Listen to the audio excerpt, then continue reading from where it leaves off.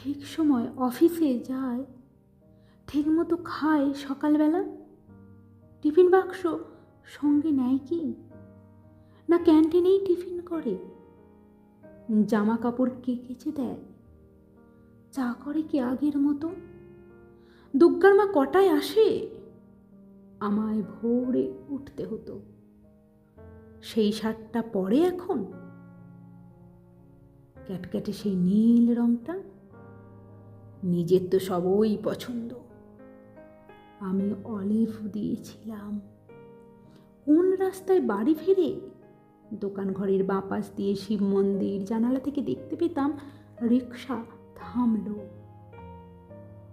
Office থেকে বাড়ি আসে নাকি সোজা আড্ডাতে যায়? তাসের বন্ধু, ছাই পাশেরও বন্ধুরা সব আসে এখন।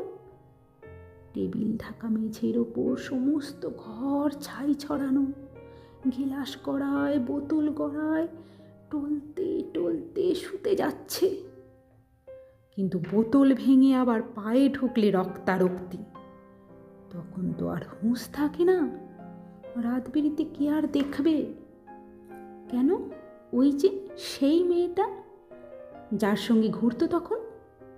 কোন মেয়েটা? সেই মেয়েটা, সে তো কবেই সরে এসেছে। বেশ হয়েছে, উচিত শাস্তি। অত কাণ্ড সামলাবে কে? মেয়েটা যে গণ্ডগোলের প্রথম থেকেই বুঝেছিলাম। কে তাহলে সঙ্গে আছে? দাদা বৌদি, মা ভাই বোন, তিনকুলে তো কেউ ছিল না, একেবারে একলা এখন। কে তাহলে ভাত বেড়ে দেয়? কে ডেকে দেয় সকাল সকাল? রাত্রে কে দরজা খোলে, ঝক্কি পোহায় হাজার রকম? কার বিছানায় ঘুমায় তবে? কার গায়ে হাত তোলে এখন?